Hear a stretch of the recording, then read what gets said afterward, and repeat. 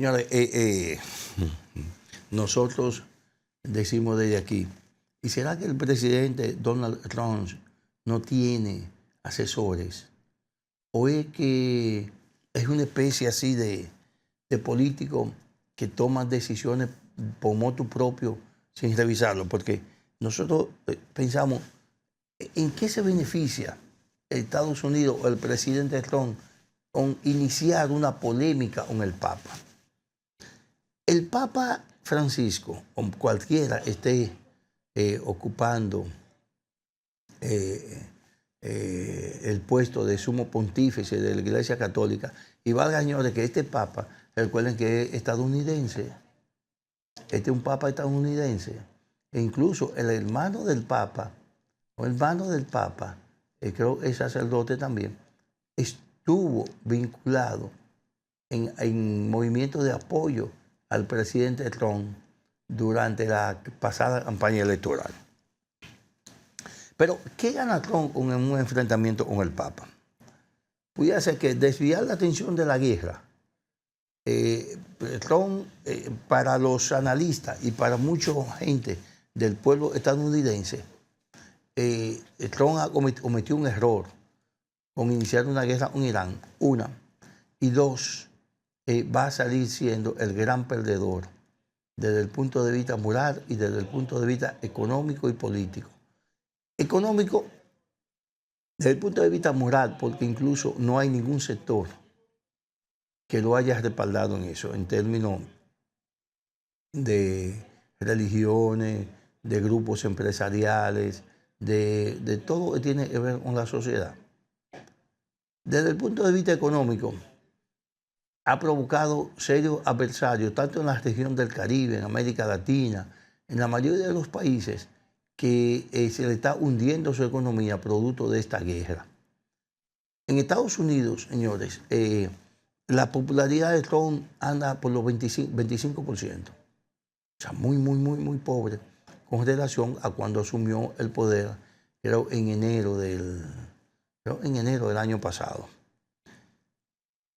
En enero del año pasado. Trump se la ha pasado amenazando gente, y amenazando, y provocando incluso intervenciones, porque lo que Israel está haciendo con el Líbano es asusado por Estados Unidos, eso no hay dudas, asustados, protegidos por Estados Unidos.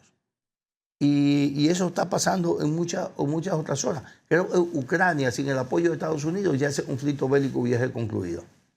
No sé si a favor o en contra de Ucrania, pero hubiese concluido de una u otra forma. Y tenemos entonces esto ahora con el Papa. ¿Qué gana un político a nivel de Donald Trump enfrentándose con el Papa? Y especialmente enfrentarse con el Papa y enfrentarse con la Iglesia Católica a todos los niveles. Fíjese que el Papa en una homilía, el Papa se encuentra por África ahora en un periplo visitando varios países, y en una de esas homilías el Papa dijo que el mundo se está dividiendo y que en el mundo, si no fuera por la guerra, hubiera pan para todos. Hubiera pan para todos. Pero el jefe de las Naciones Unidas, Antonio Guterres,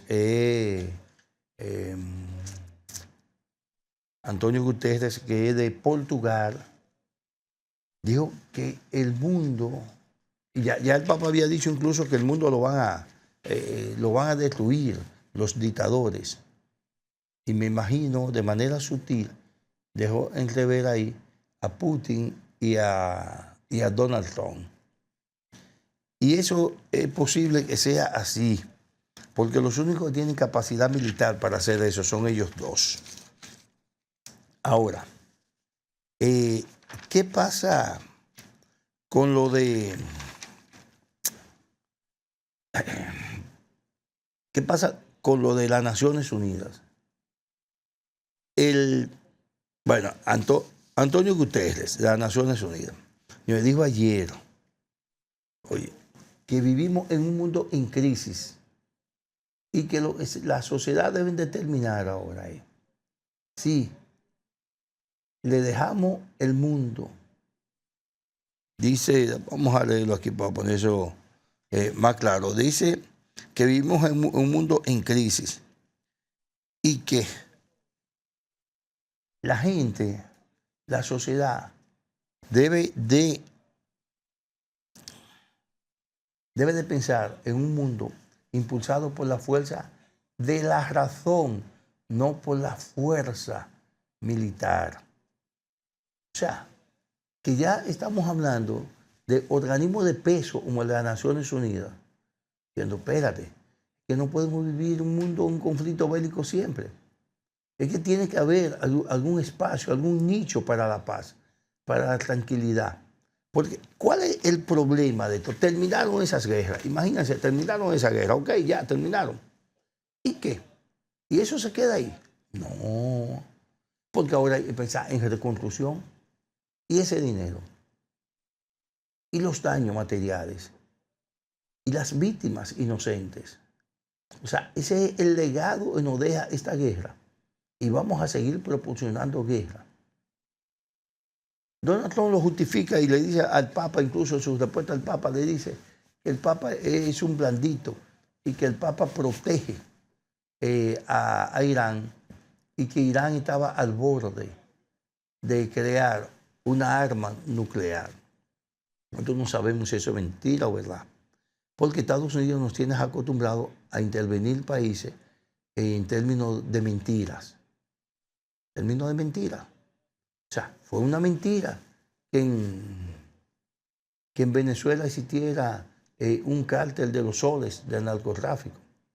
Esa fue la justificación para apresar a Maduro, para intervenir y secuestrar a Maduro en Venezuela.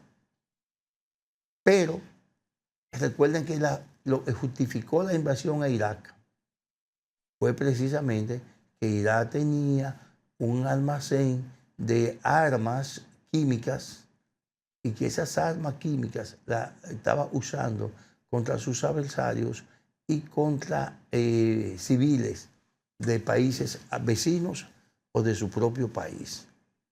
Entonces, eso se refería al conflicto religioso entre chiitas y sunitas en Medio Oriente.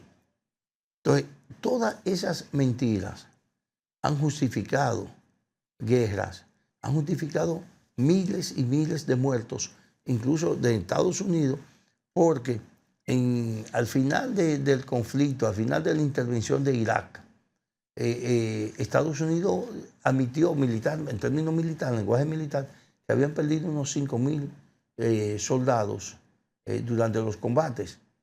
Sin embargo, ONGs y organismos independientes habían hablado de unos 15.000 soldados norteamericanos caídos durante la intervención de Estados Unidos a Irak. Todavía no ha podido establecer la paz en Irak. Todavía.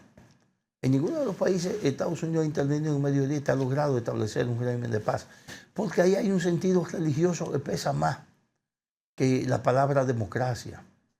O sea, la fe, el fanatismo. Es lo que pasa, es lo que pasó en Afganistán, señores. Afganistán nadie pudo conquistarlo, nunca ha podido nadie. Rusia intentó Estados Unidos, intentó Francia en su apogeo y nadie ha podido conquistar Afganistán.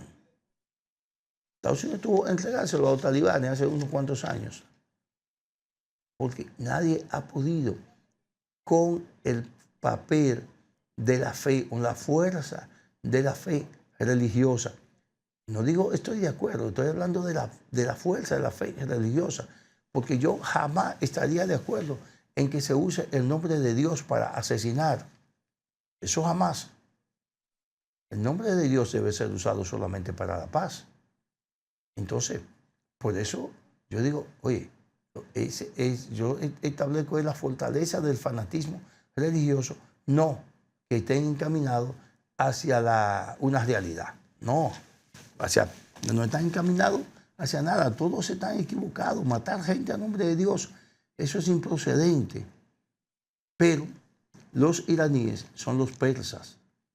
Y si ustedes revisan la historia de la humanidad, se da cuenta que los persas nunca han sido fáciles y siempre son criados desde pequeños sobre el sacrificio y le dan un valor al sacrificarse con la muerte de forma tan elegante y un valor tan importante que hasta los niños son capaces de sacrificarse, inmolándose en nombre de esa creencia religiosa. Por eso es tan difícil. Y por eso Donald Trump lo sabe, por eso dijo, vamos a borrar a Irán y a llevarlo a la edad de piedra, vamos a crear otra civilización. Porque él sabe que el único mecanismo para tú poder controlar a Irán es ese, es barriendo con toda la población. Es que usted tiene, si Irán tiene 80 millones de habitantes, usted tiene que comprometerse, o tirarse una agenda, matar por lo menos 20 millones. Y eso es improcedente. Eso es prácticamente imposible en esta época. Lo mismo que está pasando. Irán dice, mire, nosotros vamos a abrir el estrecho de Hormuz. Bien, pero Estados Unidos entonces dice, bueno, pero nosotros vamos a controlar entonces quiénes deben pasar por ahí y quiénes no. Ah, pero espérate, así no es, porque tú no eres el gendarme del mundo. Y si están cediendo para que baje la presión económica sobre el mundo, entonces tú no puedes venir o no debes venir a provocar una situación mayor con estos fenómenos. O sea, una situación mayor podría generar no se sabe qué. Ahora, nosotros sí creemos desde nuestro punto de vista, en 2 semanas, eso debe definirse, lo de Irán. La presión que está teniendo Donald Trump desde Estados Unidos, desde la población, no es poco. La presión que está recibiendo del sector industrial, del sector comercial de su país, tampoco es poco. Pero,